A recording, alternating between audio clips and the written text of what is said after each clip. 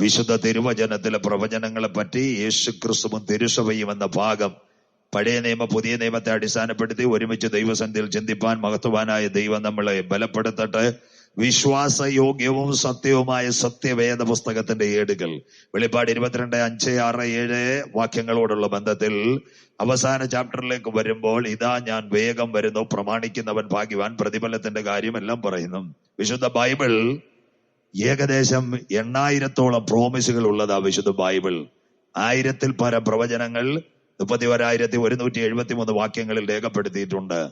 ഏകദേശം 10 യുഗങ്ങളെ പറ്റി പഠിക്കുമ്പോൾ, മോശയ്ക്ക് സീനായുടെ മടിത്തട്ടിൽ വെച്ച് സ്വർഗത്തിലെ ദൈവം 10 കൽപ്പനകൾ 2 കൽപ്പനകളിലായി കൊടുക്കുകയും ഏകദേശം 1500 വർഷം, യേശുക്രിസ്തുവിന്റെ ജനനത്തിന് 4000 വർഷം, 1500 വർഷത്തിൽ കൃപായുഗത്തിനോടനുബന്ധിച്ച് ന്യായപ്രമാണ യുഗത്തിന്റെ അന്ത്യത്തിൽ നടക്കുന്ന കാര്യങ്ങളാ 17-ൽ പരം പ്രവാചകന്മാരിൽ കൂടി രേഖപ്പെടുത്തിയിരിക്കുന്നത് പഴയ നിയമ പ്രവചനങ്ങൾ. നിങ്ങൾ മനസ്സിലാക്കേണ്ട ഒരു കാര്യമുണ്ട്, യെശയ്യാ പ്രവചനം തുടങ്ങി മലാക്കി പ്രവചനം വരെ പഴയ നിയമ പ്രവചനങ്ങൾ. ഇതിനകത്ത് 16 പ്രവചനങ്ങൾ ആകെ രേഖപ്പെടുത്തിയിരിക്കുന്നത്. പക്ഷേ ഇരമ്യാവ് എന്ന് പറയുന്ന പ്രവാചകൻ ബാബേൽ പ്രവാസത്തിനകത്ത് ഇസ്രായേൽ മക്കളെ കടത്തിക്കൊണ്ടു പോകുമ്പോൾ അവിടെ ബാബേലിൽ അടിമകളായി കിടക്കുന്ന ഇസ്രായേൽ മക്കൾക്ക് വേണ്ടി എഴുതുന്ന പ്രവചനത്തിന്റെ ദൂതുകളാ വിലാപങ്ങളുടെ പുസ്തകം. തങ്ങളിൽ കാണാത്ത ഏകദേശം 40-ൽ പരം എഴുത്തുകാർ, 39 യഹൂദന്മാരിൽ നിന്ന് വേർപെട്ട് നിൽക്കുന്ന ലൂക്കോസ് വൈദ്യനുമടക്കം ആട്ടിടയരും രാജാക്കന്മാരും മുക്കുവന്മാരും അരമനകളിൽ പാർക്കുന്നവരുമെല്ലാം വ്യത്യസ്ത കാലഘട്ടത്തിൽ പരിശുദ്ധാത്മാവിന്റെ നിറവിനാൽ രേഖപ്പെടുത്തിയത് നമ്മുടെ കരങ്ങളിൽ ഇരിക്കുന്ന വിശുദ്ധ ബൈബിൾ. അതിന്റെ 30-ൽ പരം ഭാഗങ്ങൾ, ഒരു 100 വാക്യം എടുത്താൽ 30-ൽ പരം ഭാഗങ്ങൾ കൃത്യമായി രേഖപ്പെടുത്തിയിരിക്കുന്നത് പ്രവചനങ്ങളാണ്. ഏകദേശം 2500 കാലഘട്ടം, ആദം മുതൽ മോശ വരെ നിൽക്കുമ്പോൾ 2500 കാലഘട്ടം മുതൽ 1500 വർഷം, 1600 വർഷം രേഖപ്പെടുത്തിയിരിക്കുന്ന അനുഗ്രഹിക്കപ്പെട്ട ഭാഗങ്ങൾ പഴയ നിയമത്തോടുള്ള ബന്ധത്തിൽ രേഖപ്പെടുത്തുമ്പോൾ പ്രവചനങ്ങളുടെ പ്രസക്തി എന്ന ഭാഗത്തിലേക്ക് നാം കടക്കേണ്ടത് ആവശ്യമാണ്. BC 700-ൽ തുടങ്ങി BC 400-ൽ അവസാനിപ്പിക്കുന്ന 16 എഴുത്തുകാർ എഴുതുന്ന പഴയ നിയമത്തിന്റെ പ്രവചനത്തിന്റെ നിവർത്തികള് കാലിക പ്രസക്തിയുള്ള മേജർ പ്രവചനങ്ങൾ. യെശയ്യാ പ്രവചനം, ഇരമ്യാ പ്രവചനം, ദാനിയേൽ പ്രവചനം, യെഹെസ്കേൽ പ്രവചനം, സെക്കര്യാ പ്രവചനം മുതലായവയെല്ലാം കാലിക പ്രസക്തിയുള്ള പ്രവചനങ്ങളാണ്. അതിനകത്ത് നിങ്ങൾ മനസ്സിലാക്കേണ്ട ഒരു കാര്യമുണ്ട്, പലരും പ്രവചനങ്ങൾ എഴുതിയെങ്കിൽ പോലും 17 പ്രവചനങ്ങൾ പഴയ നിയമത്തിലും പുതിയ നിയമത്തിലും ഒരു പ്രവചനം, 18 പ്രവചനം. അപ്പോൾ തന്നെ മശിഹായെ ദർശിച്ചിട്ടില്ലാത്ത ദാവീദ്, നിങ്ങൾക്കറിയാം, 30-ാമത്തെ വയസ്സിൽ ആട്ടിടയെ കൂടിൽ വളർന്ന് ഇശ്യായുടെ കുറ്റിയിൽ ജനിച്ച് കാട്ടിനകത്ത് കരമടിച്ചു കൊണ്ടിരുന്ന ഒരു ദാവീദിനെ ശൗലിന്റെ രാജ്യത്ത് നീങ്ങിയപ്പോൾ 30-ാമത്തെ വയസ്സിൽ ഇസ്രായേലിന്റെ രാജാവാക്കി. ഏകദേശം 40 വർഷം ജെറുസലേം അടക്കം അദ്ദേഹം ഭരിച്ചുകൊണ്ടിരുന്നു, ദാവീദിന്റെ സിംഹാസനം. ആ കാലഘട്ടത്തിൽ നമ്മുടെ വാഴ്ത്തപ്പെട്ട ഭർത്താവിനെ പറ്റി സങ്കീർത്തനം 22 അവന്റെ ക്രൂശീകരണത്തെ പറ്റി അക്കമിട്ട് ദാവീദ് എന്ന എഴുത്തുകാരൻ എഴുതിയിട്ടുണ്ട്. മനസ്സിലാക്കുക, അപ്പോൾ പ്രവചനങ്ങൾ യേശുവിനെ പറ്റി ദാവീദും എഴുതിയിട്ടുണ്ട്. ദമസ്കോസിന്റെ പടിവാതിൽക്കൽ വെച്ച് പട്ടാപ്പകൽ പച്ച വെളിച്ചത്തിനകത്ത് ഉയരത്തിൽ നിന്ന് വിട്ടുന്ന സൂര്യന്റെ പ്രകാശത്തെ വെല്ലുകൊണ്ട് കുതിരയ്ക്കകത്തേക്ക് പോയ ശൗൽ എന്ന പൗലോസ് താഴെ വീണുമ്പോൾ 14 അധ്യായങ്ങൾ രേഖപ്പെടുത്തുമ്പോൾ ലേഖനത്തിന്റെ പരമ്പരയ്ക്കകത്തും പ്രവചനങ്ങളെ പറ്റി രേഖപ്പെടുത്തിയിട്ടുണ്ട്. അധർമ്മമൂർത്തി വെളിപ്പെടുകയും ക്രിസ്തുവിൽ വിശ്വസിക്കുന്നവർ മരിച്ചവർ ഉയർത്തെഴുന്നേൽക്ക് വരുവാനിരിക്കുന്ന നിത്യതയെ പറ്റിയുമെല്ലാം രേഖപ്പെടുത്തിയിട്ടുണ്ട്. തീർന്നില്ല, മുക്കുവ കുടിലിൽ ജനിച്ചു വളർന്ന് പടകം കരയും വിട്ട് കർത്താവിന്റെ കൂടെ അനുഗമിച്ചു കഴിഞ്ഞ പത്രോസ് ലീഹ, നിങ്ങൾക്ക് ഏവർക്കും അറിയാം, യുഗത്തിന്റെ അന്ത്യത്തിൽ നടക്കുന്ന ആറ്റം വാറിനെ പറ്റി രേഖപ്പെടുത്തിയിട്ടുണ്ട്. 2 പത്രോസിനകത്ത് ആകാശം കൊടുമിടുക്കത്തോടെ ഒഴിഞ്ഞു പോകും, ഭൂമിയും അതിലെ സകല പണികളും വെന്തു പോകുമെന്ന് പ്രവാചകന്മാർ ഇതിനകത്ത് എഴുതിയിട്ടുണ്ട്. പഴയ നിയമവും പുതിയ നിയമവും പ്രവചനങ്ങളിനകത്ത് ആദമിന്റെ കാലഘട്ടം മുതൽ മശിഹായുടെ കാലഘട്ടം വരെ 4000 വർഷങ്ങളുടെ അകത്ത് ഹല്ലേലൂയ ദൈവത്തിന്റെ ന്യായപ്രമാണത്തിന്റെ ഏടുകൾ മോശയുടെ കയ്യിൽ നിന്ന് തുടങ്ങി താഴേക്ക് വരുമ്പോൾ പഴയ നിയമ വിശുദ്ധന്മാരായ ഹാബേലുണ്ട്, നോഹയുണ്ട്, ഹാനോക്കുണ്ട്, മോശയുണ്ട്. ഇതെല്ലാം ന്യായപ്രമാണത്തിന്റെ ഏടുകൾ കാണിക്കുമ്പോൾ 1500 വർഷത്തിന്റെ നിറവിൽ 8000 വാഗ്ദത്തങ്ങളും 1000 പ്രൊഫസിയായിട്ട് ബൈബിൾ നിൽക്കുമ്പോൾ പ്രവചനത്തിന് 3 തലങ്ങളുണ്ട്. 1 ഇപ്പോഴുള്ള പ്രവചനം, 2 മുൻകാല പ്രവചനം, 3 വരാൻ പോകുന്ന പ്രവചനം. പ്രവചനത്തിന് 3 ദിശകൾ രേഖപ്പെടുത്തിയിട്ടുണ്ട്. എന്താ ഈ 3 ദിശകളുടെ പ്രത്യേകത? പലരും മനസ്സിലാക്കേണ്ട ഒരു കാര്യമുണ്ട്. 3 ദിശകൾ, ഇപ്പോൾ കാണുന്ന പ്രവചനങ്ങൾ, മുൻകാലത്തിൽ ഉണ്ടായിരുന്ന പ്രവചനങ്ങൾ, വരാൻ പോകുന്ന പ്രവചനങ്ങൾ. പ്രവചനങ്ങൾക്ക് എന്ന് മുൻഗണന കൊടുത്തിരുന്നത് 3 മതങ്ങളാ. അതിലൊന്ന് ഇസ്ലാം മതം. അവർ പറയുന്ന ആദം മുതൽ മുഹമ്മദ് നബി വരെ 7000 നബിമാർ ഉണ്ടായിരുന്നു പ്രവചനങ്ങൾ എന്ന് പറയുന്നു. ഇസ്രായേലിന്റെ തൽമൂദ് എന്ന് പറയുന്ന യഹൂദന്റെ ഗ്രന്ഥത്തിൽ പ്രവചനങ്ങൾ പറയുന്നുണ്ട്. ബൈബിളിനകത്ത് കാൽപ്പനികമായ ഉപദേശത്തിന്റെ ഉപനിഷത്തുകളായ 1000 പ്രവചനങ്ങൾ പറയുന്നുണ്ട്. എന്തുകൊണ്ട് ഈ പ്രവചനത്തെ നമ്മൾ എടുത്ത് ചിന്തിക്കുവാൻ പറ്റും? BC 700 യെശയ്യാവും, BC 600 ഇരമ്യാവും, BC 400 മലാക്കിയും, BC 500 സെക്കരിയാവും. ഇവരെല്ലാം പ്രവചനത്തിന്റെ സൂക്തങ്ങളെ, ലോകാന്ത്യ സംഭവങ്ങൾ. അപ്പോൾ തന്നെ ബൈബിളിൽ പ്രവചനം എഴുതാത്ത ചില പ്രവാചകന്മാരുമുണ്ട്. അതിൽ നാഥാൻ, ദാവീദിന്റെ മാനസാന്തരത്തിന് വേണ്ടി കടന്നു വന്ന നാഥാൻ ഒരു പ്രവാചകനായിട്ട് പ്രവചനത്തെ പറ്റി രേഖപ്പെടുത്തിയിട്ടില്ല. അനുഗ്രഹിക്കപ്പെട്ട ഒരു പ്രവാചകനായിരുന്നു ഗിലെയാദിൽ നിന്ന് തീശ്വനായ ഏലിയാവ്. പക്ഷെ ഏലിയാവ് പ്രവാചകനാണെങ്കിൽ പോലും പുസ്തകത്തിനകത്ത് ഒരു പ്രവചനം രേഖപ്പെടുത്തുവാൻ കഴിഞ്ഞിട്ടില്ല. അതിനുമപ്പുറത്ത് ഏലീശ എന്ന് പറയുന്ന ശക്തനായ ഒരു പ്രവാചകൻ, അതിനകത്ത് അദ്ദേഹം ഒരു പുസ്തകം എഴുതിയിട്ടില്ല. അങ്ങനെയെങ്കിൽ വിശുദ്ധ വെളിപ്പാട് പുസ്തകത്തെ ആസ്പദമാക്കി ആഗോള വ്യാപകമായി ഇന്ന് നടക്കുന്ന സംഭവങ്ങളിനകത്ത് പ്രവചനങ്ങൾക്ക് വളരെ ആദിയോടന്ത പ്രവചനങ്ങൾക്ക് വളരെ താല്പര്യമുണ്ട്. ഏകദേശം വിശുദ്ധ വെളിപ്പാട് പുസ്തകം നിങ്ങൾക്കറിയാം. ഇതിനകത്ത് 12 വിഷയങ്ങളെ പറ്റി സ്വർഗം പ്രതിപാദിക്കുന്നു. പത്മോസിലെ 50 ദർശനങ്ങളെ ഇതിനകത്ത് വരച്ചു കാണിക്കുന്നു. അങ്ങനെയെങ്കിൽ AD 68 ഈ പുതിയ നിയമസഭയുടെ അപ്പോസ്തലന്മാരിൽ അവസാന കണ്ണിയായിരുന്ന ധന്യനായ പൗലോസ് ലീഹായെ റോമിന്റെ കാരാഗ്രഹത്തിൽ നിന്ന് വിളിച്ചിറക്കിക്കൊണ്ടുപോയി ഓസ്ട്രിയയിലെ ചന്തയിൽ പച്ചയ്ക്ക് അവനെ കാലപുരിക്ക് അയക്കുമ്പോൾ ആ കാലഘട്ടം തുടങ്ങി 68 തുടങ്ങി 96 കാലഘട്ടം വരെ പ്രവചനത്തിന്റെ ഏടുകളെ ദൂതില്ലാതിരിക്കുമ്പോൾ AD 90-96 കാലഘട്ടത്തിന്റെ നടുവിൽ ക്രൂരനായ ഡൊമീഷ്യന്റെ ചക്രവർത്തി ധന്യനായ അപ്പോസ്തലനായ യോഹന്നാനെ പത്മോസിലേക്ക് നാട് കടത്തുമ്പോൾ സ്വർഗം അവന് വേണ്ടി തുറക്കുമ്പോൾ മേലാൽ സംഭവിപ്പാനുള്ള പ്രവചനങ്ങളുടെ നിവൃത്തിയാണ് നമ്മുടെ കണ്ണില് മുന്നിലുള്ളത്. നീ കണ്ടതും ഇപ്പോൾ ഉള്ളതും മേലാൽ സംഭവിപ്പാനുള്ളതും. അങ്ങനെയെങ്കിൽ ഇന്നെല്ലാവരുടെയും താല്പര്യം ലോകാവസാനം എപ്പോൾ? സ്തോത്രം. എന്താ കാര്യം? ഞായറാഴ്ചയാകുമ്പോൾ അല്ലെങ്കിൽ തിങ്കളാഴ്ചയാകുമ്പോൾ, ഹല്ലേലൂയ, ചൊവ്വാഴ്ചയാകുമ്പോൾ ബൈബിൾ പഠനത്തിൽ നിൽക്കുന്നവർക്ക് എല്ലാവരും താല്പര്യം കർത്താവ് എപ്പോൾ മടങ്ങി വരും, അഥവാ മരിച്ചവർ എപ്പോൾ ഉയർത്തെഴുന്നേൽക്കുക. അതിനെപ്പറ്റി ക്രിസ്തുവിന്റെ സാക്ഷ്യത്തിന്റെ വിലയോടുള്ള ബന്ധത്തിൽ ഏകദേശം 54 കാര്യങ്ങൾ യേശു ക്രിസ്തുവിന്റെ ഒന്നാമത്തെ വരവിൽ എന്തൊക്കെ പ്രവചനങ്ങൾ നടന്നു, യേശുക്രിസ്തുവും തിരുസഭയും എന്ന വിഷയത്തെ ആസ്പദമാക്കിയായിരിക്കും നാം ചിന്തിക്കുന്നത്. അതുകൊണ്ടാണ് വായിച്ചത്, തിരുവഴുത്തിലെ പ്രവചനങ്ങളെല്ലാം കൂട്ടിവരുത്തിയത് സ്വർഗത്തിലെ ദൈവമെങ്കിൽ അത് നിവർത്തിച്ച് കാണുന്നത് വരെ നാം ഭൂമിയിൽ തന്നെ ഉണ്ടാകുക. വായിച്ചത് 22-ാമത്തെ അധ്യായം ക്രിസ്തുവും സഭയും എന്നുള്ള വിഷയത്തെ അടിസ്ഥാനപ്പെടുത്തി. അങ്ങനെയെങ്കിൽ ഈജിയൻ കടലിനകത്ത് കൊത്തിബലിക്കുന്ന കഴുകനും അന്തരീക്ഷത്തിൽ പാറിപ്പറക്കുന്ന പരുന്ത് പച്ച മനുഷ്യനെ ഹല്ലേലൂയ ഒരു വെട്ടം പോലും കൊടുക്കാതെ കരിമ്പനക്കൂട്ടത്തിന്റെ നടുവിൽ നിൽക്കുമ്പോൾ കർത്തൃദിവസത്തിൽ അവൻ ആത്മവിവശനായി സഹതടവുകാരുടെ നടുവിൽ വന്ധ്യവയോധികനായ യോഹന്നാൻ ഹല്ലേലൂയ തനിക്കിനി മറ്റൊരു ജീവിതമുണ്ടെന്ന് ആകെ വളരെ വെപ്രാളത്തോടെ ആയിരിക്കുമ്പോൾ ദൈവജനം മനസ്സിലാക്കേണ്ട ഒരു കാര്യമുണ്ട്. സ്വർഗം അവന് വേണ്ടി തുറന്നു വന്നു. ഈ അനുഗ്രഹിക്കപ്പെട്ട പ്രഭാഷണം ഇന്ന് പകൽ കേൾക്കുമ്പോൾ ഒരുപക്ഷെ നിങ്ങൾ വീട്ടിലായിരിക്കാം, റോഡിലായിരിക്കാം, വഴിവെക്കലായിരിക്കാം, പ്രതിസന്ധിയിലെ നടുവിലായിരിക്കുന്ന സഹോദര, പ്രയാസത്തിന്റെ നടുവിലായിരിക്കുന്ന അമ്മച്ചി, ഭാരത്തോടെ നാളെ ലോണിന്റെ വിഷയം എങ്ങനെ നടക്കുമെന്ന് പറയുന്ന സഹോദര, കോവിഡ് പാൻഡമിക് സിറ്റുവേഷനിൽ തൊഴിൽ നഷ്ടപ്പെട്ട ചെറുപ്പക്കാര, ഇന്ന് പകൽ നീ ഭാരപ്പെടേണ്ട കാര്യമില്ല. നിന്റെ ഭാരങ്ങളെ മാറ്റുന്ന ഒരു ദൈവം നിനക്ക് വേണ്ടി പ്രവർത്തിക്കുവാൻ. അധ്വാനിക്കുന്നവര്, ഭാരം ചുമക്കുന്നവര് എന്റെ അടുക്കൽ വരുവൻ, ഞാൻ നിങ്ങളെ ആശ്വസിപ്പിക്കുക. അമ്മയെ ആശ്വസിപ്പിക്കുന്നത് പോലെ ആശ്വസിപ്പിക്കുന്ന മഹാദൈവം ഈ യോഗ പരമ്പരകൾ നിങ്ങളെ ആശ്വസിപ്പിക്കുക.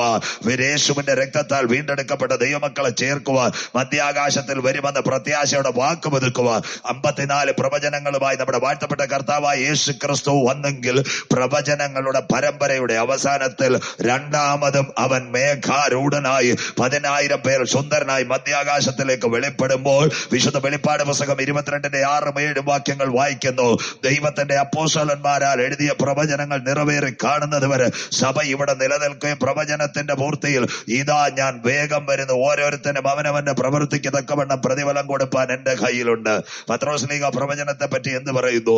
1 പത്രോസ് നമുക്കൊന്ന് തൊട്ടുവെച്ചിട്ട് യേശു ക്രിസ്തുവിന്റെ ജനനത്തെ പറ്റിയും വരുംകാല പ്രവചനങ്ങളിലേക്ക് കടക്കാം. 2 പത്രോസ് 1-ാം അധ്യായം 20-21 വാക്യങ്ങൾ വായിക്കുമ്പോൾ ഈ പ്രവചനത്തെ പറ്റി നമുക്ക് മനസ്സിലാക്കാൻ പറ്റും. വായിച്ചാട്ട് കുഞ്ഞ് 2 പത്രോസ് അതിന്റെ 1-ാം അധ്യായം 20-21 വാക്യങ്ങൾ. 2 പത്രോസ് 1:20-21 വാക്യങ്ങൾ. തിരുവെഴുത്തിലെ പ്രവചനം ഒന്നും തിരുവഴുത്തിലെ പ്രവചനമൊന്നും സ്വയമായ വ്യാഖ്യാനത്താൽ ഉളവാകുന്നതല്ല എന്ന് സ്വയമായ വ്യാഖ്യാനത്താൽ ഉളവാകുന്നതല്ലെന്നും ആദ്യം തന്നെ അറിഞ്ഞുകൊള്ളണം. ആദ്യം തന്നെ ദൈവജനം അറിഞ്ഞുകൊള്ളണം. ഇതിലെ പ്രവചനങ്ങളൊന്നും എഴുത്തുകാരിൽ കൂടി ഉളവായതല്ല, ദൈവത്തിന്റെ ആത്മാവിൽ കൂടി. അടുത്തത്, പ്രവചനം ഒരിക്കലും മനുഷ്യന്റെ ഇഷ്ടത്താൽ വന്നതല്ല. ഒരെഴുത്തുകാരന്റെ ഇഷ്ടത്തിലോ ഒരു ലേഖകന്റെ ഇഷ്ടത്തിലോ ഒരു പ്രവചന പഠിതാവിന്റെ ഇഷ്ടത്തിലോ വന്നതല്ല. അതെവിടെ നിന്ന് വന്നു? അടുത്ത വാക്യം, ദൈവകൽപ്പനയാൽ. ദൈവകൽപ്പനയാൽ. ദൈവമക്കൾ ബൈബിൾ ഉള്ളവരെല്ലാം നോട്ട് ചെയ്യണേ. പ്രവചനങ്ങൾ ആരാ?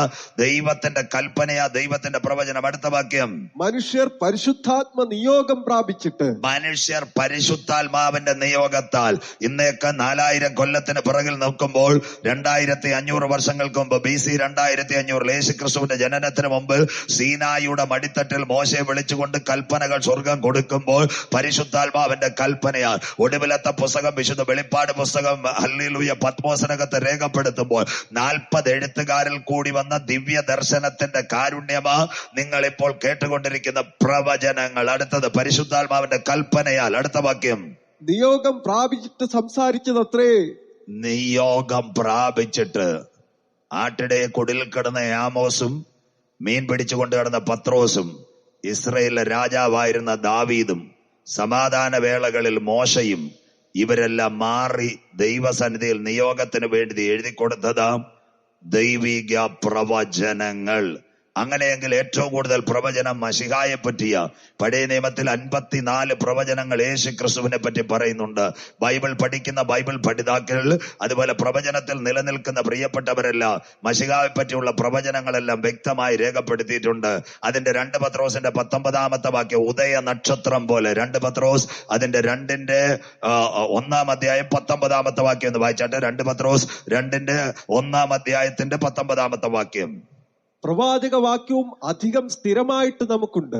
പ്രവാചക വാക്യം അധികം സ്ഥിരമായി നമുക്കുണ്ട്. അടുത്ത വാക്യം, നേരം വെളുക്കുകയും. നേരം വെളുക്കുകയും നിങ്ങളുടെ ഹൃദയങ്ങളിൽ ഉദയ നക്ഷത്രം ഉദിക്കുകയും ചെയ്യുവോളം. നിങ്ങളുടെ ഹൃദയങ്ങളിൽ ഉദയ നക്ഷത്രം, ക്രിസ്തുയേശുവാകുന്ന ഉദയ നക്ഷത്രം ഉദിക്കുവോളം ഇരുണ്ട സ്ഥലത്ത് പ്രകാശിക്കുന്ന വിളക്ക് പോലെ. ഇരുണ്ട സ്ഥലത്ത് പ്രകാശിക്കുന്ന വിളക്കാണ് പ്രവചനം. മതി.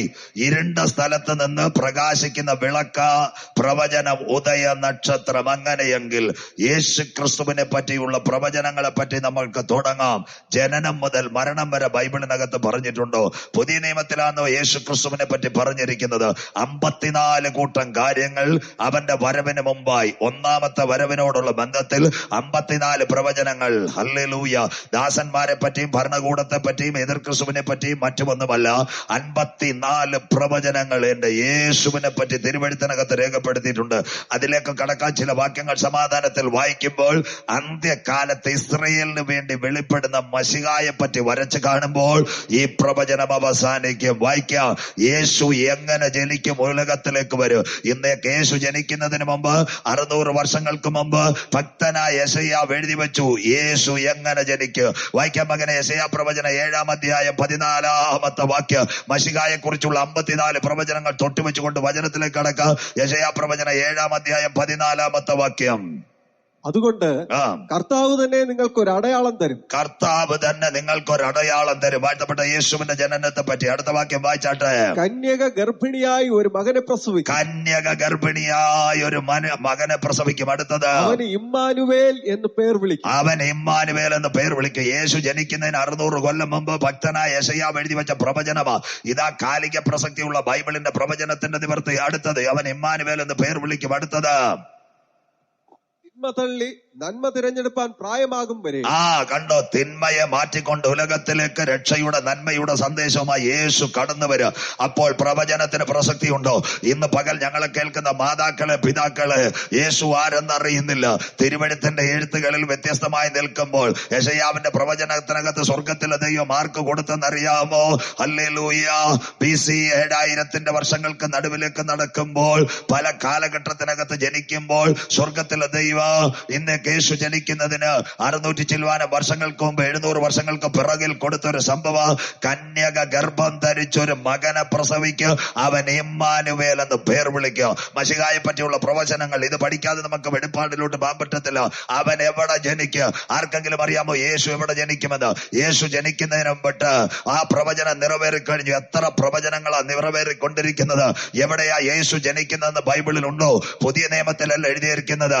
ഇന്നേക്ക് 2400 കൊല്ലം മുമ്പ് ഭക്തനായ മീക്ക എഴുതി വെച്ചു. മീക്ക പ്രവചനം 54 പ്രവചനങ്ങളാ ഇന്ന് പകലിൽ നാം ചിന്തിക്കുന്നത്.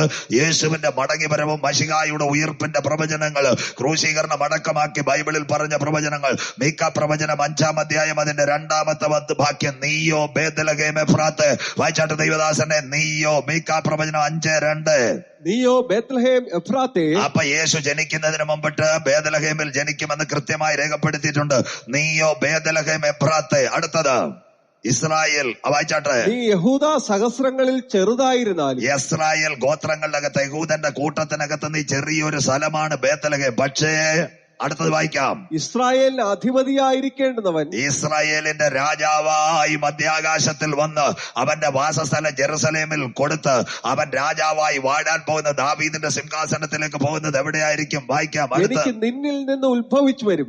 നിന്നിൽ നിന്ന് ഉത്ഭവിച്ചു വരും. അപ്പോൾ ബേത്ലഹേമിൽ നിന്ന് ഇന്നേക്ക് 2400 പരം കൊല്ലങ്ങൾക്കും യേശു ജനിക്കുന്നതിന് മുമ്പ് തിരുവചനത്തിലെ ചെറിയ പ്രവചനായ മീക്ക എഴുതി വെച്ചു. അവൻ ബേത്ലഹേം എഫ്രാത്തിൽ, നീയോ ബേത്ലഹേം എഫ്രാത്ത്, യഹൂദ സഹസ്രങ്ങളിൽ ചെറുതെങ്കിലും ഉലകത്തെ പുറപ്പെടുവിക്കുന്നവൻ, യഹൂദന്റെ രാജാവായി ലോകത്തിന്റെ മധ്യപകുതിയിൽ വാസം ചെയ്യുവാൻ പോകുന്ന, ദാവീദിന്റെ സിംഹാസനത്തിൽ ഇരിക്കാൻ പോകുന്ന, ദാവീദിന്റെ വേരായവൻ എവിടെ നിന്ന് പുറപ്പെടും? ബേത്ലഹേമിൽ അവൻ ജനിക്കും. കണ്ടോ? ഓഗസ്ത്യോസ് കൈസറിനോടുള്ള ബന്ധത്തിൽ പേര് ചാർത്തപ്പെടുന്നതിന് വേണ്ടി ആശേർ ഗോത്രത്തിലെ മറിയയും ഹല്ലേലൂയ യോസഫ് യാത്രയാകുന്നത് എത്ര ക്ലിയർ ആയിട്ട് കാണുന്നുണ്ട്. ബൈബിളിനകത്തേക്ക് കടന്നു വരാൻ പ്രവചനങ്ങൾ നിവർത്തിയാകുമോ? എന്റെ യേശുവിന്റെ ജനം അവിടെ തന്നെ നടക്കുമോ? ബേത്ലഹേമിൽ. വായിക്കാം ലൂക്കോസിന്റെ സുവിശേഷം 1:27-32 വാക്യങ്ങൾ. 1-ാം അധ്യായം തുടങ്ങി 27 മുതൽ 32 വരെയുള്ള വാക്യങ്ങൾ യേശു ക്രിസ്തുവിന്റെ ജനനം കൃത്യമായി രേഖപ്പെടുത്തിയിട്ടുണ്ട്. ബേത്ലഹേമിൽ അവൻ ജനിക്കുമോ? അവൻ ആരായിത്തീരും? വായിക്കാം. 1:27-32 വാക്യങ്ങൾ. 1 മുതൽ 22-32 വായിക്കാം. ദാവീദ് ഗൃഹത്തിലുള്ള യോസേഫ് എന്ന പുരുഷന്, ദാവീദ് ഗൃഹത്തിൽ യോസഫ് എന്ന പുരുഷന് വിവാഹം നിശ്ചയിച്ചിരുന്ന കന്യകയുടെ അടുക്കൽ അയച്ചു. അടുത്തത്, ആ കന്യകയുടെ പേർ മറിയ എന്നായിരുന്നു. കന്യകയുടെ പേര് മറിയ എന്നായിരുന്നു. അടുത്തത്, ദൂതൻ അവളുടെ അടുക്കൽ അകത്തു ചെന്ന്, കൃപ ലഭിച്ചവളെ നിനക്ക് വന്ദനം. 7 പ്രോമിസാ കൊടുക്കുന്നത്. ദൈവജനം മനസ്സിലാക്കണം. യേശു ക്രിസ്തുവിനെ പറ്റിയുള്ള വാഗ്ദത്തങ്ങളിൽ 7 പ്രോമിസ്. കൃപ ലഭിച്ചവളെ നിനക്ക് വന്ദനം. 1 മറിയെ കൈകൂപ്പുന്നു. 2 അടുത്തത്, കർത്താവ് നിന്നോട് കൂടെ ഉണ്ട് എന്ന് പറഞ്ഞു. 2-ാമത്തെ പ്രോമിസ്, കർത്താവ് നിന്നോട് കൂടെ ഉണ്ട്. അടുത്തത്, അവൾ ആ വാക്ക് കേട്ട് ഭ്രമിച്ചു. ഭ്രമിച്ചു പോയി, അവളാകെ പേടിച്ചു പോയി. അടുത്ത വാക്ക്, നീ ഒരു ദൂതൻ അവളോട് പ്രോമിസ് വീണ്ടും മറിയയെ ഭയപ്പെടേണ്ട, നിനക്ക് ദൈവത്തിന്റെ കൃപ ലഭിച്ചിരിക്കുന്നു. the mercy of God handed over Maria. ദൈവത്തിന്റെ കൃപ നിനക്ക് ലഭിച്ചിരിക്കുന്നു. അടുത്ത വാക്യം, നീ ഗർഭം ധരിച്ചൊരു മകനെ പ്രസവിക്കും. നടന്നു പ്രവചനം. യേശു എന്ന് പേർ വിളിക്കണം. അതും നടന്നു കഴിഞ്ഞു. അടുത്തത്, അവൻ വലിയവനാകും. അണ്ടോ, അവൻ സകല ജാതികൾക്കും മേൽ. അബ്രഹാമിനോട് ദൈവം കൊടുത്ത യഹൂദാക്കൂടലിൽ നിന്നെ അനുഗ്രഹിക്കുന്നവനെ ഞാൻ അനുഗ്രഹിക്കും, നിന്നെ ശപിക്കുന്നവനെ ഞാൻ ശപിക്കും. അബ്രഹാമിന്റെ തലമുറയിലേക്ക് മോശയും 4-ാം തലമുറ. പിന്നത്തതിൽ ദാവീദും ഇശായുടെ കുറ്റിയിൽ നിന്നൊരു മുള പൊട്ടി പുറപ്പെടും. അവൻ വലിയവനാകും. പ്രവചനം. ഇതെല്ലാം ദൈവസഭ മനസ്സിലാക്കണം. എപ്പോഴും വെളിപ്പാട് കേൾക്കുമ്പോൾ വെളിപ്പാടിനകത്ത് യേശുവിനെ പറ്റി ഉണ്ടോ? യേശുവിന്റെ ക്രൂശീകരണമുണ്ടോ? കാര്യമുണ്ടോ? അടുത്തത് വായിക്കാം. അടുത്ത വാക്യം, അത്യുന്നതന്റെ പുത്രൻ എന്ന് വിളിക്കപ്പെടും. ആരും വിളിച്ചില്ല. അത്യുന്നതന്റെ പുത്രനെന്ന് ആരും വിളിച്ചില്ല. ഗദരദേശത്ത് പോയപ്പോ ഒരു പിശാച് വിളിച്ചു, മഹോന്നതനായ ദൈവത്തിന്റെ പുത്ര, സമയത്തിന് മുമ്പ് നീ ഞങ്ങളെ ദണ്ഡിപ്പിക്കേണ്ടതിന് എന്തിനു വന്നു? കാര്യം മനസ്സിലാകുന്നവർക്കായി ഞാൻ എന്റെ ദൈവത്തെ വാഴ്ത്തുന്നു. പലരും പലപ്പോഴും എന്നോട് പറയാറുണ്ട്, യേശുക്രിസ്തുവിന്റെ ജനനത്തെ പറ്റി സജുജാത്തന്റെ ഒരു പ്രസംഗിക്കത്തില്ല. എന്താ? കൃത്യമായിട്ട് ഞാൻ ഈ വെളിപ്പാടിലേക്ക് കടക്കുന്നുണ്ട്. എന്നാൽ കഴിഞ്ഞ ദിവസങ്ങളിൽ എന്റെ പ്രാർത്ഥനാ മുറിയിൽ ദൈവസന്നിധിയിൽ പരിശുദ്ധാത്മാവിന്റെ കൃപയാൽ അന്ത്യകാല പ്രവചനങ്ങളെ പറ്റി ഞാൻ പ്രാർത്ഥിച്ചു കൊണ്ടിരിക്കുമ്പോൾ സ്വർഗത്തിൽ സ്വർഗത്തിലെ ദൈവം വെളിപ്പാട് പുസ്തകം കാര്യമായിട്ട് വായിച്ചുകൊണ്ടിരിക്കുമ്പോൾ അതിന്റെ 22:6-7 തന്നിട്ട് പറഞ്ഞു, പ്രവചനങ്ങൾ എവിടെ നിവർത്തിയ എന്ന് ദൈവസഭയ്ക്ക് വെളിപ്പെടുത്തി കൊടുത്തിട്ട് വേണം നാഥന്റെ പുനരാഗമനത്തിന്റെ കാര്യങ്ങൾ പറയുവാൻ. യേശുക്രിസ്തു എവിടെ ജനിക്കണം, ആരുടെ മകനായി ജനിക്കണം, മാതാവ് പിതാവ് ജനിക്കുന്ന പട്ടണം ബേത്ലഹേം, ഒരു സന്തതി ജനിക്കുക, അത്യുന്നതനായ ദൈവത്തിന്റെ പുത്രൻ എന്നവൻ വിളിക്കപ്പെടും. അവന്റെ കൂടെ നടന്ന ശിഷ്യന്മാരെ വിളിച്ചില്ല, അത്ഭുതം കണ്ടവരെ വിളിച്ചില്ല, കാൽവരിയുടെ കൊലക്കളത്തിൽ അവനോടൊപ്പം യാത്ര ചെയ്തവർ വിളിച്ചില്ല. ആര് വിളിച്ചെന്നറിയാമോ? ഗദരദേശത്ത് 6000 പിശാചുക്കൾ ബാധിച്ച ഒരുവൻ, കല്ലറകളിൽ ഉറക്കം നടിക്കുന്ന ഒരുവൻ, ഹല്ലേലൂയ, ദേശത്തിന് ഭീതിയായവന്റെ ഗദരദേശത്തേക്ക് യേശു ചെന്നപ്പോൾ പറഞ്ഞു, മഹോന്നതനായ ദൈവത്തിന്റെ പുത്രൻ. അതാ ഗബ്രിയേൽ മാലാഖ കന്യകയായ മറിയാമിനോട് വാഗ്ദത്തം ചെയ്ത വാഗ്ദത്ത് യേശു ക്രിസ്തുവിന്റെ പരസ്യ ശുശ്രൂഷയിൽ വെളിപ്പെട്ടു. ഇതാ പ്രവചനത്തിന്റെ നിവർത്തി. ഇന്ന് പകൽ വചനം കേൾക്കുന്ന ദൈവമക്കളെ, നിന്നെ പറ്റി ദൈവത്തിനൊരു പദ്ധതി ഉണ്ടെങ്കിൽ, നിന്റെ കുടുംബത്തിനെ പറ്റി ദൈവത്തിനൊരു പദ്ധതി ഉണ്ടെങ്കിൽ, നിന്റെ ഭാവിയെ പറ്റി പ്രവചനത്തിന്റെ ഒരു പദ്ധതി ഉണ്ടെങ്കിൽ, ഇന്ന് പകൽ പറയണ ആ ദർശനങ്ങൾ എന്റെ കണ്ണുകൊണ്ട് കാണുന്നത് വരെ എന്റെ കണ്ണുകൾ അടയുവാൻ ദൈവം അനുവദിക്കത്തില്ല. വിശ്വസിക്കുന്ന ദൈവമക്കൾക്കായി ഞാൻ എന്റെ ദൈവത്തെ വാഴ്ത്തുന്നു. മറിയോട് ഗബ്രിയേൽ മാലാഖ പറഞ്ഞ അത്യുന്നതന്റെ ദൈവത്തിന്റെ പുത്രൻ. പക്ഷെ എന്താ സംഭവിച്ചത്? വചനം കൃത്യമായി മനസ്സിലാക്കണം. ആരും വിളിക്കാത്തപ്പോൾ സ്വർഗത്തിലെ ദൈവം ആരെ കൊണ്ട് വിളിപ്പിച്ചു? ഗദരദേശത്ത് പിശാച് ബാധിച്ചവനെ കൊണ്ട് വിളിപ്പിച്ചു. ഇന്ന് രാത്രി വചനം കേൾക്കുന്ന ദൈവമക്കള്, ഒരുപക്ഷെ പകലിൽ ഇന്ന് മീഡിയയിൽ വചനം കേൾക്കുന്ന ദൈവമക്കള്, കാര്യം കാണാൻ കർത്താവ് ആരെയും തെരഞ്ഞെടുക്കുക. ഹല്ലേലൂയ. ഒരു കൂട്ടം ഇസ്രായേൽ ജനം കനാൻ കടന്ന് വാഗ്ദത്ത നാട്ടിലേക്ക് പോകുമ്പോൾ, ദൈവത്തിന്റെ സന്നിധി വിട്ട് പ്ലാൻ വിട്ട് ദൈവജനം നടക്കുമ്പോൾ, ബിലയാമെന്ന് പറയുന്ന പ്രവാചക ബാലാക്കിന്റെ കൊട്ടാരത്തിലെ മോവാബ്യ രാജാവിന്റെ മോഹക്കാഴ്ചയെ കാത്തുകൊണ്ട് നിൽക്കുമ്പോൾ, സ്വർഗത്തിലെ ദൈവം ആരെയാ എടുത്തത്? ഒരു കഴുതയെ കൊണ്ട് സംസാരിപ്പാൻ ഇടയാക്കി തീർന്നു. ഇന്ന് പകൽ വചനം ദൈവസന്നിധിയിൽ കേൾക്കണം. ജ്ഞാനികളെ ലഭിപ്പാൻ ജ്യോതിഷന്മാരെ ദൈവം തെരഞ്ഞെടുക്കുന്നെങ്കിൽ, കാഴ്ച പ്രാപിച്ച് കനാൻ കടന്നു വന്ന് തപ്പും തമ്പേറും എടുത്ത് ഒരുവന്റെ കണ്ണ് ദൈവം തുറപ്പിച്ചില്ല. അവന്റെ കണ്ണ് ഭംഗിപ്പോയപ്പോൾ മുന്നണി പടയാളി നിന്ന് കഴുതയുടെ കണ്ണ് തുറപ്പിച്ചവനാ ഞാൻ ആരാധിക്കുന്ന ദൈവം. വിശ്വസിക്കുന്ന ദൈവമക്കൾക്കായി ഞാൻ എന്റെ ദൈവത്തെ വാഴ്ത്തുന്നു. കാര്യം കാണാൻ ഏത് വഴിയും സ്വീകരിക്കുന്നത് സ്വർഗത്തിലെ ദൈവം. ഇന്ന് പകൽ വചനം കേൾക്കുന്ന മാതാവേ പിതാവേ, നിന്റെ ചിന്താകുലങ്ങൾ അവന്റെ മേൽ ഇട്ടുകൊള്ളുക. ലോകത്തിന് കാണാത്ത പ്രവചനം നിന്റെ കണ്ണിന് മുൻപിൽ തരുക. കഴുത മാറിയോടിയപ്പോൾ ദൈവത്തിന്റെ ദൂതൻ മുന്നിൽ നിൽക്കുന്നത് കണ്ട് മോവാബ്യ പ്രഭുക്കൾക്ക് കാണാൻ പറ്റിയില്ല, ബിലയാമിന് കൂട്ടരും കാണാൻ പറ്റിയില്ലെന്ന് പോഷത്വത്തിന്റെ നടുവിൽ ഒരു കഴുതയ്ക്ക് ദർശനം കൊടുത്തെങ്കിൽ, ഇന്ന് പകൽ വിശ്വാസത്തോടെ പറയണം, നിന്റെ വിചാരങ്ങളെ മാറ്റി, നിന്റെ വഴികളെ മാറ്റി, അത്യുന്നതന്റെ വഴികളെ തുറക്കുവാൻ കരുത്തുറ്റൊരു ദൈവത്തെയാ ഇന്ന് പകൽ നീ ആരാധിക്കുന്നത്. കാര്യം കാണുക. കൂടെ നടന്നവർ യേശുവിനെ വിളിക്കാതെ ഇരുന്നപ്പോൾ, അത്ഭുതം കണ്ടവർ വിളിക്കാതെ ഇരുന്നപ്പോൾ, അതിശയം കണ്ടവർ വിളിക്കാതെ ഇരുന്നപ്പോൾ, ഗദരദേശത്ത് പിശാച് ബാധിച്ചവൻ വിളിച്ചില്ലേ, മഹോന്നതനായ ദൈവത്തിന്റെ പുത്രൻ. യേശു ജനിക്കുന്നതിന് മുമ്പ് മറിയോട് ഗബ്രിയേൽ മാലാഖ മുഖാന്തരം അരുളി ചെയ്ത അരുളപ്പാടുകൾ ഊവേ ഊവേ എന്ന് കറക്റ്റായിട്ട് രേഖപ്പെടുന്നെങ്കിൽ, ഇന്ന് പകൽ വചനം കേൾക്കുന്ന ദൈവമക്കള്, അവനോടുള്ള പ്രവചനങ്ങൾ മുഴുവൻ നിവർത്തി. അടുത്ത വാക്ക് അത്യുന്നതനായ ദൈവത്തിന്റെ പുത്രൻ. അടുത്ത വാക്യം വായിച്ചാട്ടെ മക്കളെ. കർത്താവായ ദൈവം അവന്റെ പിതാവായ ദാവീദിന്റെ സിംഹാസനം അവന് കൊടുക്കും. അത് ഇതുവരെ കിട്ടിയിട്ടില്ല. ഞാൻ യെരൂശലേമിന്റെ നടുവിൽ തന്റെ ജനത്തോട് വാസം ചെയ്യും. സക്കറിയ പ്രവചനം കണ്ടില്ലേ? അപ്പനായ ദൈവം തന്റെ പിതാവായ ദാവീദിന്റെ സിംഹാസനം അവന് കൊടുക്കും. ഇപ്പൊ സിംഹാസനം എവിടെ പോയി? BC 600 യഹൂദ രാജാവായ യഹോവയാക്കീമിന്റെ കാലത്ത് ഇസ്രയേലിനെ ആക്രമിച്ച് സിംഹാസനം പോയി. പുറകെ രാജ്യത്വങ്ങൾ വന്നു. അതിന്റെ പേര് അസിറിയൻ വന്നു, അത് കഴിഞ്ഞിട്ട് നെബൂഖദ്നേസർ വന്നു, പാർസി രാജവംശം വന്നു, ഗ്രീക്ക് രാജവംശം വന്നു, അതിനുശേഷം ജനാധിപത്യം വന്നു, റോമ വന്നു.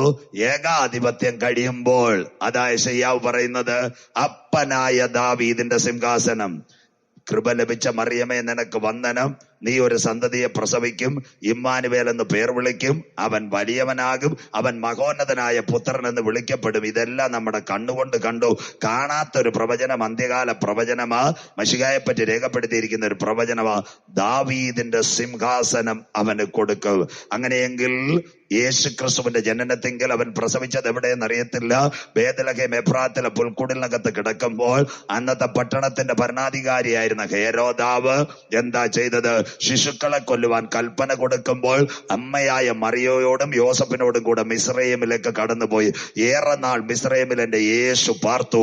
യേശു പാർത്തപ്പോൾ ഹോശയ്യ പ്രവചനത്തിൽ എഴുതി വെച്ചിട്ടുണ്ട്, എന്റെ മകനെ ഞാൻ മിസ്രയീം ദേശത്ത് നിന്ന് മടക്കി വിളിക്കും. കണ്ടോ, ബേത്ലഹേമിൽ നിന്ന് ശിശുക്കളെ കൊല്ലുന്ന കൽപ്പനയുടെ നടുവിൽ നിന്ന് സ്വർഗത്തിലെ ദൈവം മിസ്രയീമിലേക്ക് യോസഫിനെയും മറിയയും അയക്കുമ്പോൾ ഒരു പഴയ നിയമത്തിന്റെ പ്രവചനത്തിന്റെ നിവർത്തിയായി ഹോശയ്യ പറയുന്നത്, എന്റെ മകന് ഞാൻ മിസ്രയീമിന്റെ അടിമത്തത്തിൽ നിന്ന് വിളിക്കുക.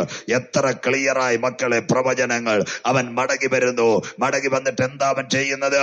പള്ളിക്കകത്ത് ചുരുളെടുക്കാൻ പോകുന്നു. എന്താ ചുരുളെടുക്കുന്നത്?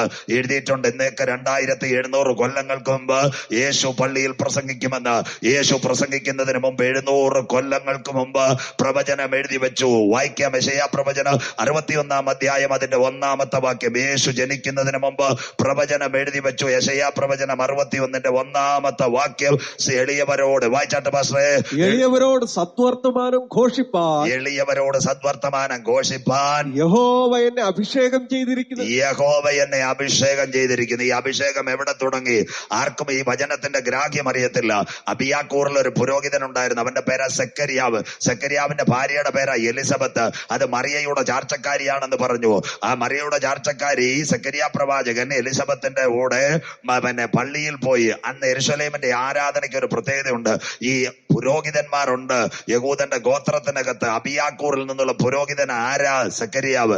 ആ സെക്കരിയാവിന് ഞറക്ക് വീണു. പക്ഷെ പ്രായം ഒത്തിരി മുൻപോട്ട് പോയി. അവൾ മച്ചിയായിരുന്നു. സ്തോത്ര.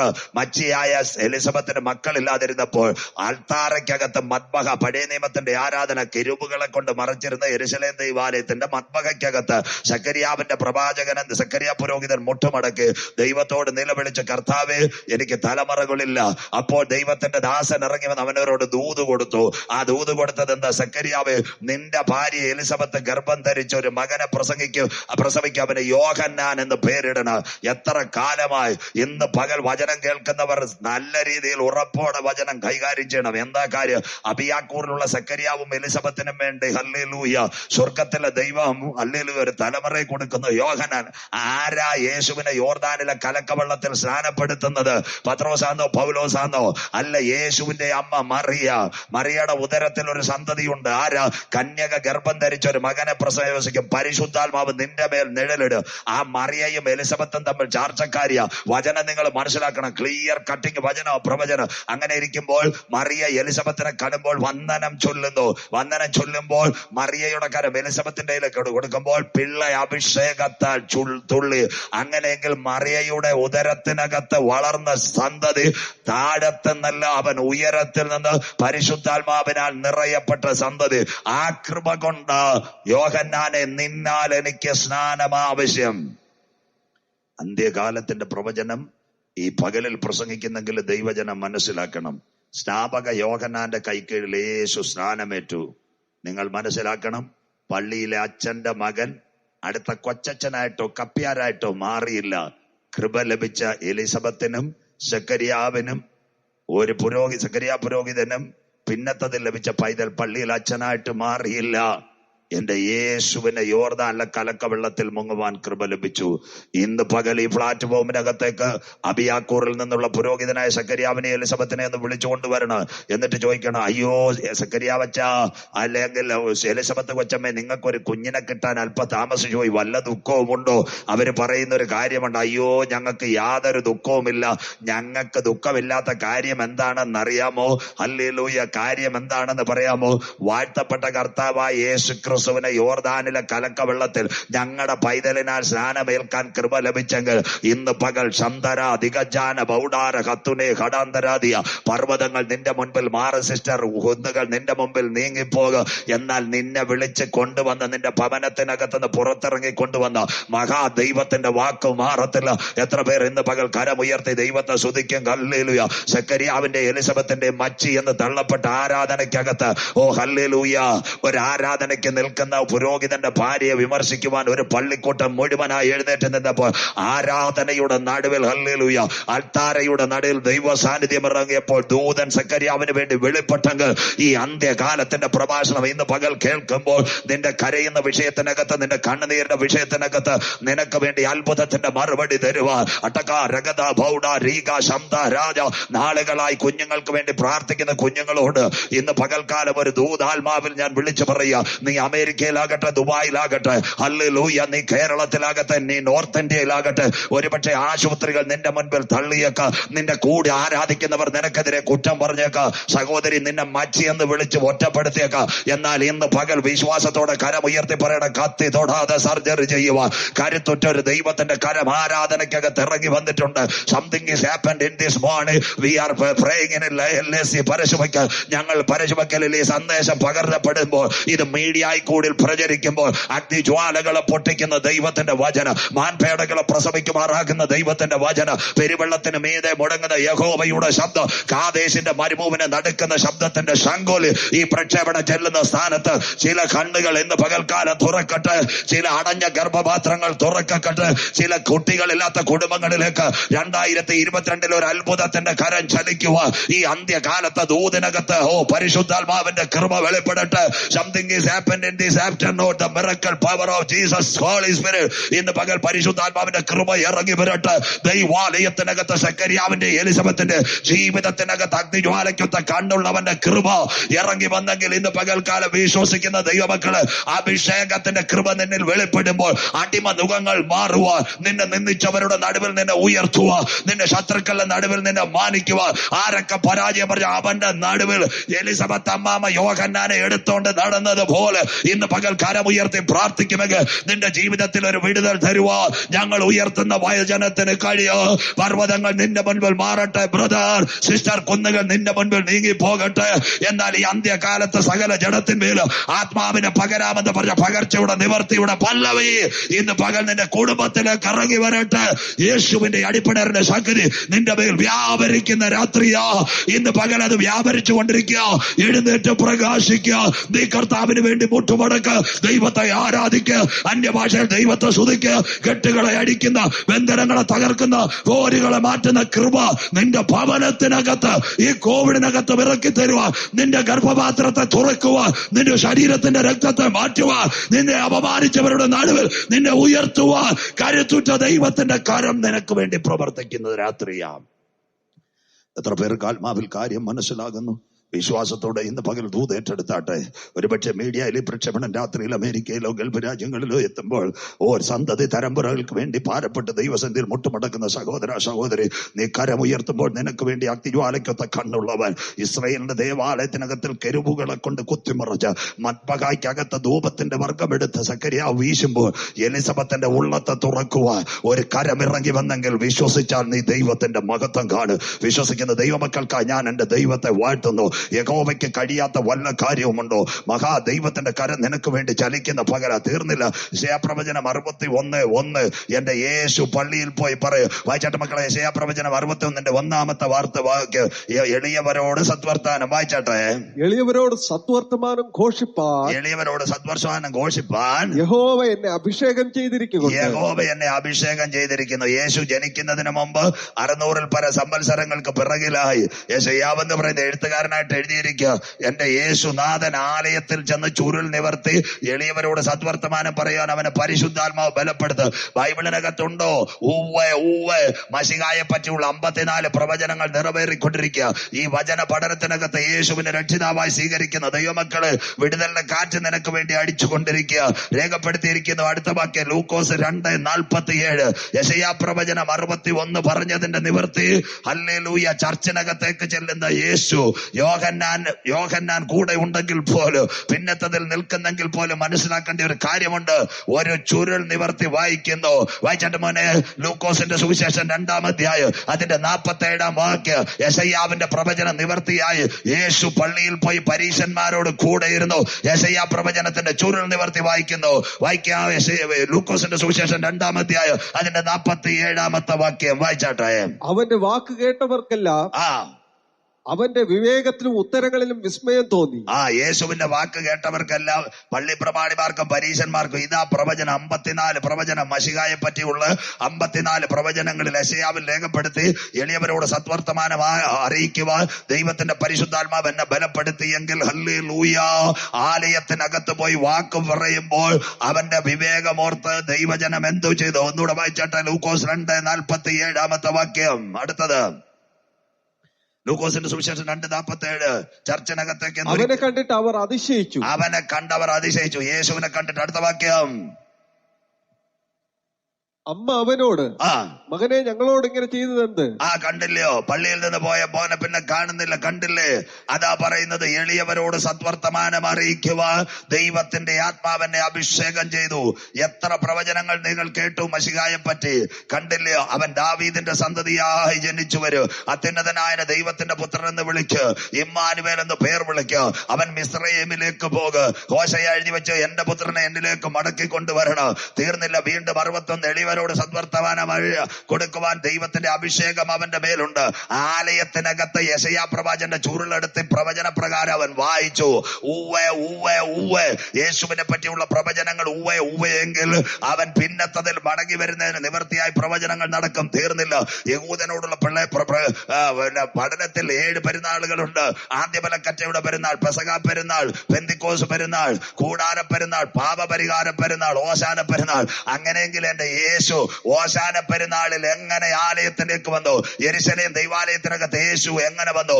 മത്തായി 24 യെരുശലേം ദേവാലയത്തിനകത്ത് അവൻ കഴുതക്കുട്ടിയുടെ പുറത്ത് യാത്ര ചെയ്യുന്ന പെരുന്നാൾ കാണുന്നത്.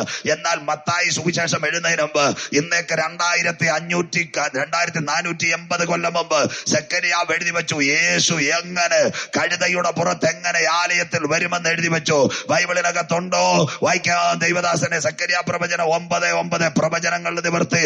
സെക്കരിയാ പ്രവചനം 9:9 കൃത്യമായി രേഖപ്പെടുത്തിയിരിക്കുന്നു. സെക്കരിയാ 9:9. സിയോൻ പുത്രിയെ, വായിച്ചാട്ടെ. സിയോൻ പുത്രിയെ ഉച്ചത്തിൽ ഘോഷിച്ചാനന്ദിക്കുക. സിയോൻ പുത്രിയെ നീ ഉച്ചത്തിൽ ഘോഷിച്ചാനന്ദിക്കുക. യെരുശലേം പുത്രിയെ ആർപ്പിടുക. യെരുശലേം പുത്രിയെ നീ ആർപ്പിടുക.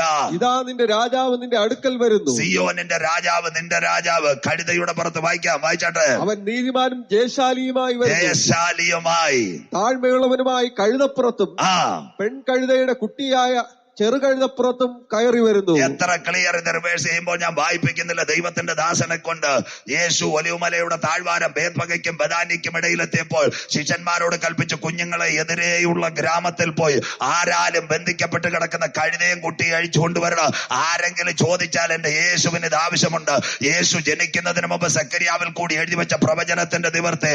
ഓശാന പെരുന്നാളിൽ യെരുശലേം ദൈവത്തിനകത്തേക്ക് ഹേരോദാവിന്റെ കൽപ്പന പ്രകാരം 46 വർഷം കൊണ്ട് പണിതെടുക്കുന്ന ദേവാലയത്തിലേക്ക് എന്റെ യേശുനാഥൻ കടന്നു വരുമ്പോൾ അവനെ കണ്ടിട്ടില്ലാത്ത, അവൻ ജനിക്കുന്നതിന് മുമ്പ് 480 കൊല്ലം മുമ്പ് പ്രവചനം എഴുതിയ സെക്കരിയാവ് എഴുതിയ പ്രവചന നിവർത്തി കാണുന്നില്ലേ?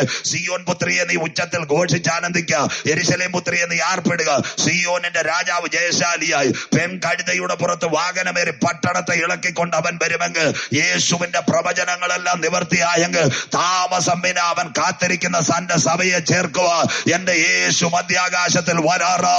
ഈ പ്രവചനത്തിന്റെ വാക്കുകളെ കേൾക്കുന്നവരെ, ഇത് വായിക്കുന്നവൻ ഭാഗ്യവാൻ, ഇത് വായിച്ച് കേൾപ്പിക്കുന്നവൻ ഭാഗ്യവാൻ, ഇത് പ്രമാണിക്കുന്നവൻ ഭാഗ്യവാൻ. വാതിലുകളെ നിങ്ങളുടെ തലകളെ ഉയർത്തുവിൻ, പണ്ടേയുള്ള കഥകുകളെ ഉയർന്നിരിപ്പ്. മഹത്വത്തിന്റെ രാജാവ് പ്രവേശിക്കട്ടെ. നമ്മുടെ നാഥൻ വരാറായി. വിശുദ്ധ വെളിപ്പാടിൽ യോഹന്നാൻ പറയുന്നു, പ്രവചനാത്മാവ് കൂട്ടിവരുത്തിയെങ്കിൽ. പത്രോസ് ലീഗ പറയുന്നു, പ്രവചനം ദൈവത്തിനാൽ വന്നുവെങ്കിൽ അത് ദൈവത്തിന്റെ നിയോഗത്താലുള്ള കൽപ്പനയെങ്കിൽ. യേശു ജനിക്കുന്നതിന് മുമ്പ് 54 പ്രവചനങ്ങൾ നിറവേറിയെങ്കിൽ താമസം വിന അവൻ പ്രവചനത്തിന്റെ ദൂതുമായി തന്റെ കാന്തയെ ചേർക്കുക.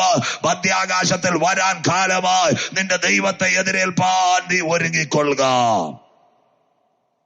30-ാമത്തെ വയസ്സിൽ സങ്കലന യുഗത്തിൽ പാപത്തിന്റെ പരിഹാരത്തിന് വേണ്ടി യോഹന്നാനാൽ അവൻ സ്ഥാനമേൽക്കുന്നു.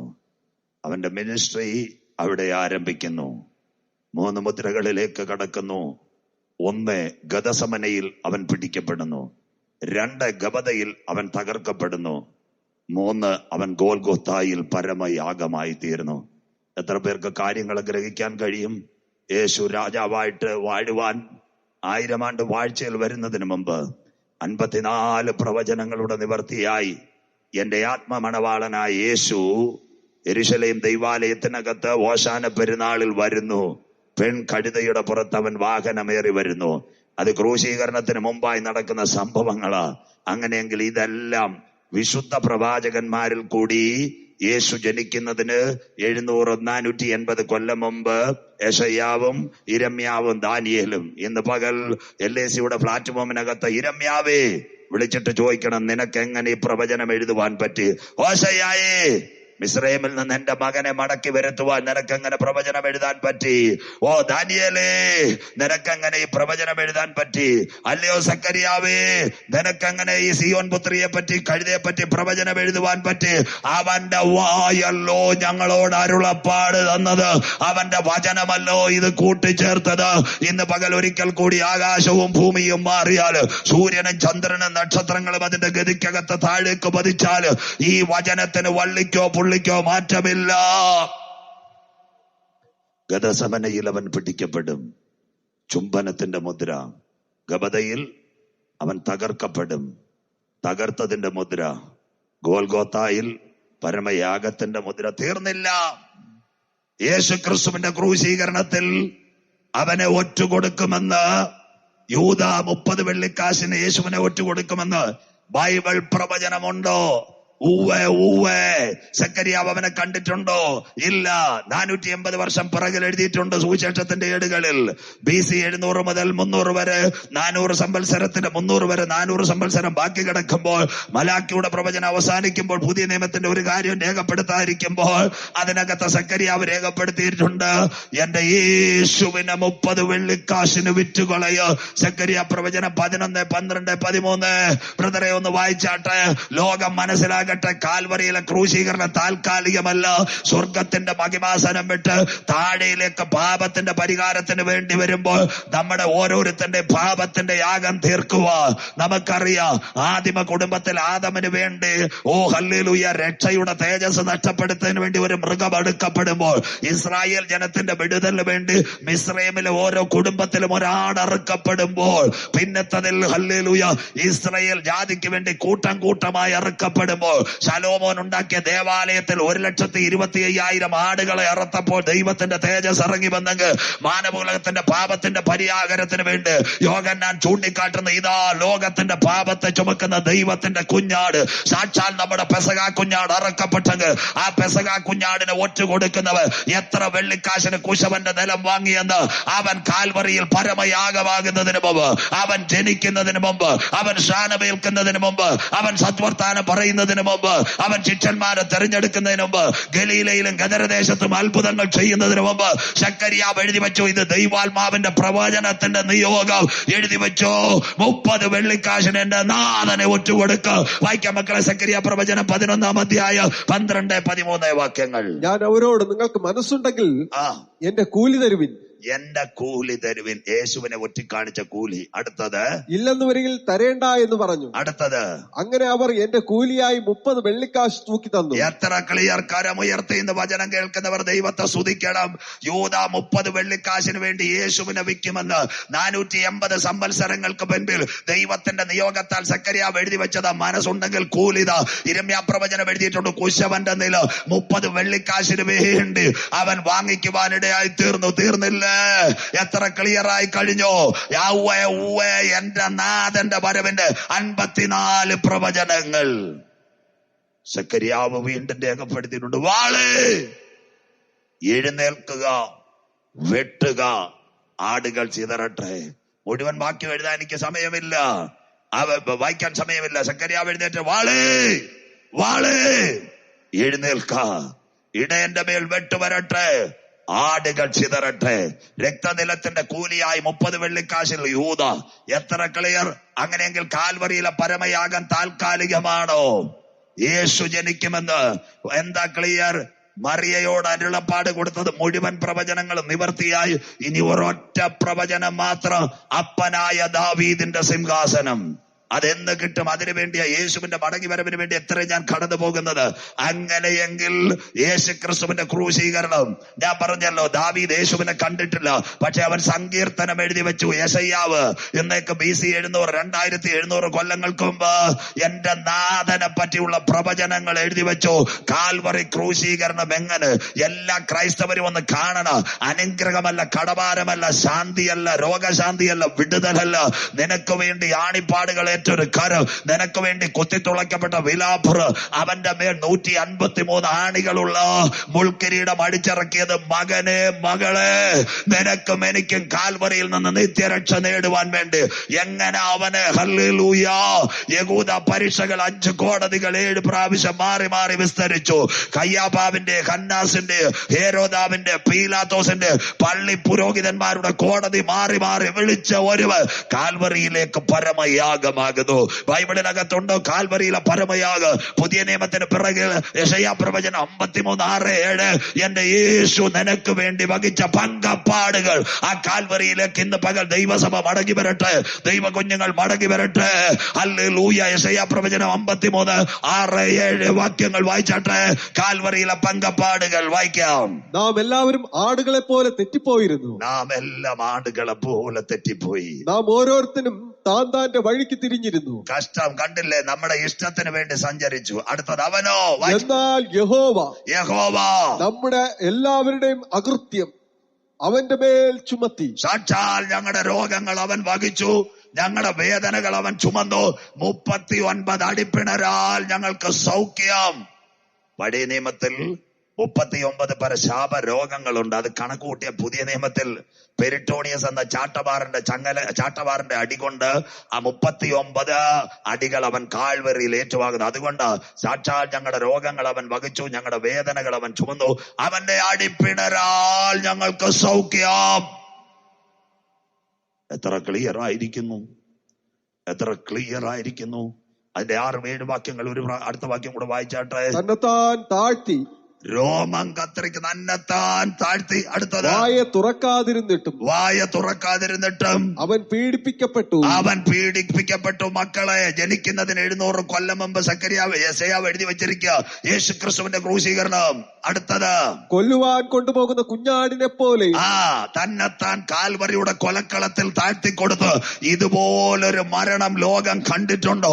5 കോടതികൾ 7 പ്രാവശ്യം മാറി മാറി വിസ്തരിച്ചിട്ട് വായ് തുറക്കാതെ എനിക്കും നിനക്കും എന്റെ സന്തതിക്കും നിന്റെ സന്തതിക്കും ചെയ്ത പാപത്തിന്റെ പരിഹാരത്തിന് വേണ്ടി സാക്ഷാൽ നമ്മുടെ പെസഹ കുഞ്ഞാട് മറുക്കപ്പെട്ടു.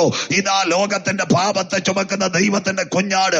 യോഹന്നാൻ സുവിശേഷം എഴുതുമ്പോൾ അവന്റെ ചെരുപ്പിന്റെ വാറ് പോലും അടിപ്പാൻ ഞാൻ യോഗ്യനല്ലെങ്കിൽ ആ കുഞ്ഞാട് നമുക്ക് വേണ്ടി കാൽവരിയുടെ കൊലക്കളത്തിൽ പരമയാഗമാകുമെന്ന് ഇന്നേക്ക് 2700 കൊല്ലങ്ങൾക്ക് മുമ്പ് ഭക്തനായ യെശയ്യാവ് 53 അധ്യായത്തിൽ എഴുതി വെച്ചെങ്കിൽ കുഞ്ഞാടിനെ പോലെ താഴ്ത്തിക്കൊടുത്ത് രോമം കത്തിരിക്കുന്നവരുടെ തന്നെത്താൻ താഴ്ത്തിക്കൊടുത്തുകൊണ്ട് മരണത്തെ ആസ്വദിച്ച ഒരു യേശു ഇന്ന് പകൽ നിന്റെ വീട്ടിനകത്ത് വന്നിട്ടുണ്ടോ? നിന്റെ ഹൃദയത്തിനകത്ത് വന്നിട്ടുണ്ടോ? നിന്റെ ചർച്ചിനകത്ത് വന്നിട്ടുണ്ടോ?